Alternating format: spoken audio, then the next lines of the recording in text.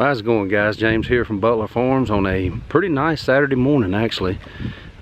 It's overcast. It is a little bit warm. It is a little bit humid, but it's a great day to be in the garden. Like I said, it is overcast, and I think you can probably hear behind me the wind blowing, which means something's coming. We'll get to that in a minute. But yeah, the Lord decided to wake me up this morning, gave me an opportunity and the health to come down here and do what I love to do. And so no complaints from me. I've been able to get a lot done down here this morning. It's been a busy week, so I hadn't been down here much, and needed to get down here, tie up some tomato plants.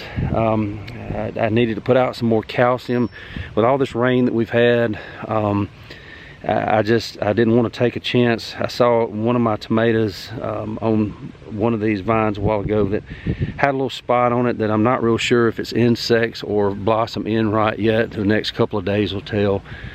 But with all this water that we've had, I decided to go ahead and put some more calcium to them. It's quick absorption, natural calcium. So with this rain coming in tonight and over the next several days, it'll water that in, and hopefully the plant will take that up and that won't be a problem anymore. Speaking of, here in central Alabama, you know, we're still trying to recover from the last round of storms, and like I said in one of my other videos, we were extremely blessed. I'm gonna go ahead and apologize for the lighting here. It's pretty tough out here today with the clouds going back and forth, but that's a little bit better. So we still have friends and neighbors that are still digging out and clearing debris and stuff like that. And we've got a whole nother round coming in tonight, and there's like a 65-70% chance of thunderstorms every day for the next 7 days. So yeah, welcome to Alabama. We've had several calm, clear days, and everything's dried up. Down here in my garden, in a lot of areas, it looks like the bottom of a dried up pond. It's held so much water, and so much water came through here, and then all of a sudden it dried up and it cracked the ground. And so been kind of working on that a little bit this morning too. If you want to see some of the storm damage around us, I would suggest going over and seeing Miss Kathleen at My Alabama Farm Life. She does a good job, and she documented a lot of the destruction that we had through here. She always does. It's a good channel. I watch her, and she's right here in this area where I am. Some of the places that she is showing, I can take you to those individual roads and individual houses even. I know exactly where she's filming, and so she's very close to me. I have not heard from that's Miss Kathleen at My Alabama Farm Life. I have not heard back from Harmon Homestead. I sent her a message. As you know, she's in Alabama also. She's more toward the central part of the state, central. I'm in west central, so I'm a little bit further west, and so hopefully all that missed her. I haven't seen anything on her website or anything like that about having any problems, but you never know. Go down there and check out Harmon Homestead. I think I'm almost positive she's changed the name to Harmon Homestead Ranch. So if you're looking for it, you may have to put the ranch part on the back end of it, but it's worth a look as well. Well, let's take a quick spin around the garden here very quickly. I'm always trying to beat weather around here, and today's no different. These two tomato plants down here on the end are my cherry tomatoes. I usually go way overboard with cherry tomatoes and just cannot simply eat enough of them. I stand down here in the garden and eat them. We put them in salads, freeze them, and in the winter we take them back out, and we actually put them in a food processor and put them in soups and all kinds of stuff, and you don't even have to skin them. You just pulse it a couple of times. You got diced tomatoes, but I cut back on that a little bit. These are my Sun Gold. You can see down in here, they put on kind of like grapes do, you know, just hanging in there everywhere, and you see all the blooms. This is another one.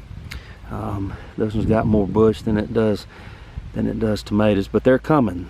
You can see where they're starting here, and then we've got blooms everywhere. Now the next the next 6 down through here are my Roma tomatoes. You can see what size they're getting to be if I can get that leaf out of the way. So that's pretty. Got a bunch of blooms coming on them. I wanted to kind of get back into Roma tomatoes. I haven't done salsa in years, And I'm gonna give it a shot again this year, because it'll be our peppers, it'll be our tomatoes, maybe some sauce if we have enough. To look, you can, I don't know if you can tell with the camera, but there's a bunch of them down in there, a bunch of them coming right here, and then blooms.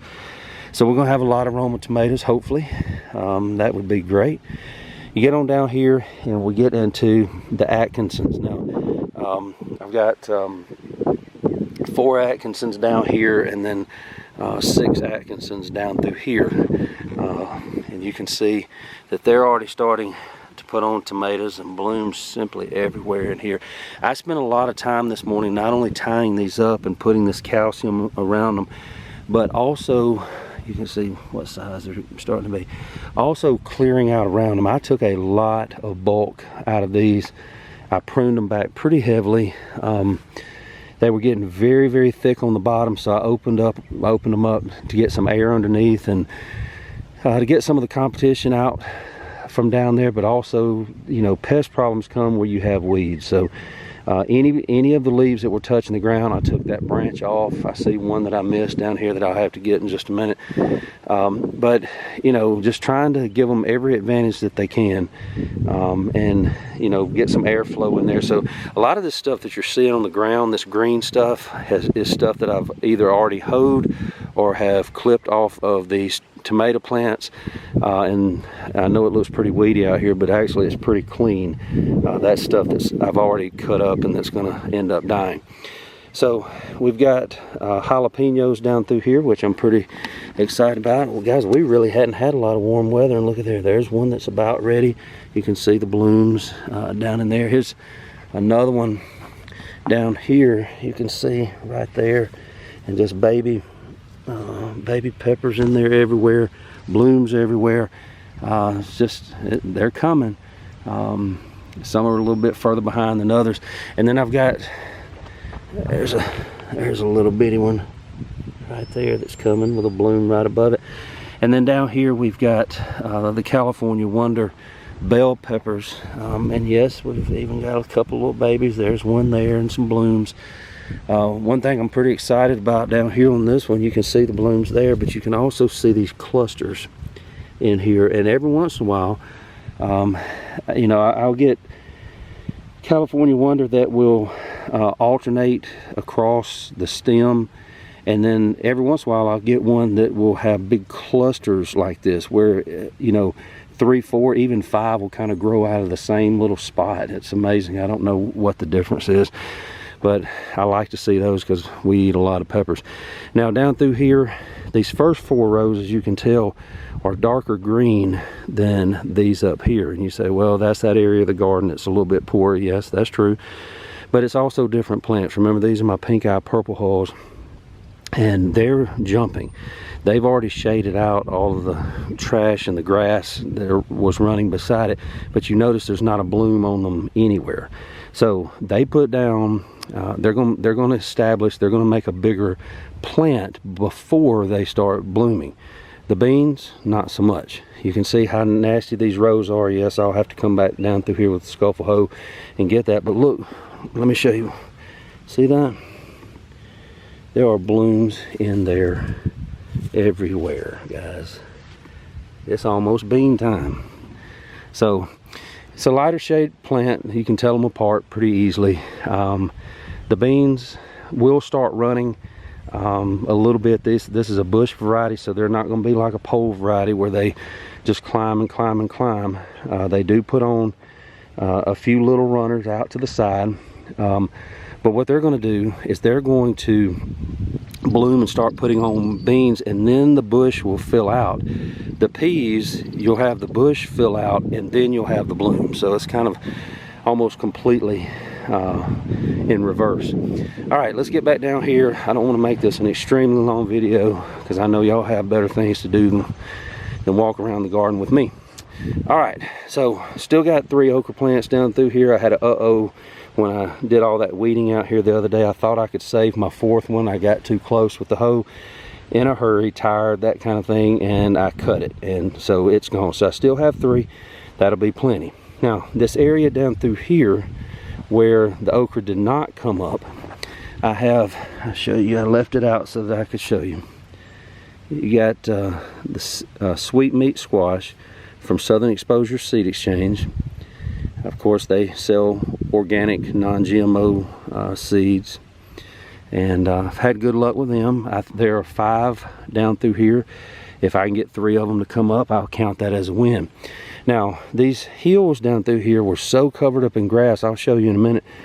I tried to clean out around them. You can see that's zucchini there. Some more zucchini here. The zucchini did fine. It's the weirdest thing with yellow squash and zucchini. Now, and the hills where I've already replanted 3 times with those cheap seeds, this is what I've put in there now. This is the early golden summer crookneck from Baker Creek. There are 3 seeds in this hill. I've reformed the hill, and we'll see. I would love to have some yellow crookneck squash. This is the Dixie hybrid, and for some reason it decided to come up, so I've cleared out around it a little bit.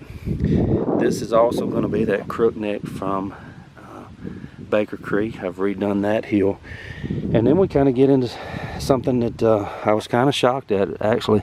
These are my Seminole pumpkins, this hill, that hill, and this one right down here. Seminole pumpkins, you can see they're jamming. They are really kicking it. Then we get down here into the Gerondale. I still can't pronounce that, y'all know that, but you can see how pretty those are. And there, so what is that, 5 plants coming there. Oh, looky what we got here. Yep, y'all's little date is over. Let me find him. All right, there he is. Now, that's what I was going to talk about. One problem I've always had here is squash bugs, and they are already out in full force. I found some on some of my zucchini down there, and they've already bitten the dust. But you saw those 2 right there, and you can see how I dealt with them. That is non-negotiable. They serve no advantage in the garden, so when you see them, get them. Don't be squeamish about it.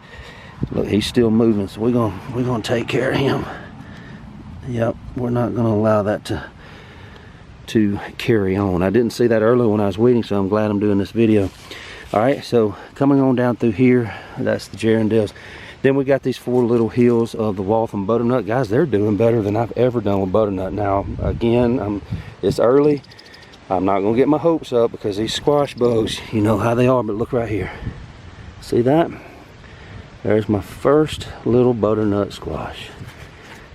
And it's already starting to vine and go. So, kind of exciting. These are my cucumbers, guys. We got, if half these cucumbers survive and put on fruit, we're in trouble. We really are. We're going to be finding people to give cucumbers to. So that's just a little quick trip around the garden. Excuse that fence. I was trying to keep the dogs out a while ago. They kind of leave it open when I'm working in it. And somebody up at the house that doesn't spend any time in the garden decided to turn those dogs loose, and they love to come run and play in my garden. Now, I know I said I was about to let you go, and I am, but just real quick, and I'm gonna come back later and show you more. Remember all that fertilizing we did, that organic fertilizer, these blueberries? Just look up in there. Yeah, I need to do some heavy pruning this next winter. Guys, I'm being buzzed all over the place with bees right now. They're circling my head out here. Look at this. Yes, sir. We are excited about that. We eat a lot of blueberries around here. We don't, to be honest with you, we don't cook with them much. We eat them raw. A lot of times in the morning, if I have oatmeal, I'll put them in oatmeal. But I like to take them out of the freezer, and while I'm cooking my eggs and whatever else I'm having, I spread them out on a paper towel and let them thaw just a little bit. And I just put them in a bowl, and I eat them with a spoon, just like cereal, just straight blueberries. And they're real good and cold down there. Golly, guys. And what a superfood, you know, and it's growing right there behind me. You can do that too. Takes a little work, takes a little time, takes a little patience, But it's so worth it when you're sitting there in December and you've got blueberries that you grew and that taste like nothing like you can get in the grocery store. It's not even a close second. So that goes for this out here too. Find you somewhere to put some plants either in the ground or in a pot or in a raised bed, in your flower beds. We don't have HOA out here. I won't live somewhere where there's an HOA because I am the HOA out here. But even if you have an HOA, there are so many vegetable plants, guys, that look decorative. The HOA will never know the difference. Get into it, guys. I'm gonna leave it there. I gotta go get a bunch of other things done. Thank you for joining me on the tour. Don't forget to like, subscribe, and share. Tell a friend. Let's keep growing. Until next time, we love you. God bless you. This is James from Butler Farms, and we'll be seeing you.